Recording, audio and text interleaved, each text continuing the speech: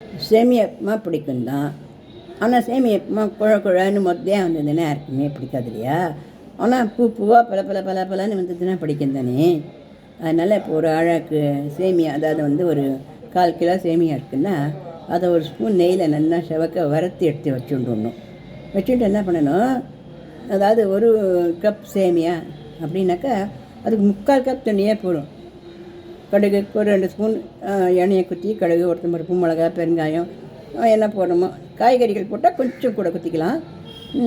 Carrot அதான் beans என்ன பண்ணுமோ போட்டுட்டு அதில் ஒரு 3/4 கப்புக்கு 1 ரூபா மேலே தண்ணி குத்தினா போடும். அதில் ரிட்டமாக உப்பு போட்டு வறுத்து வச்சுக்கோம் இல்லையா அந்த சேமியா, இது அதில் போட்டு சிம்மில் வச்சு கிளறிண்டே வரணும்.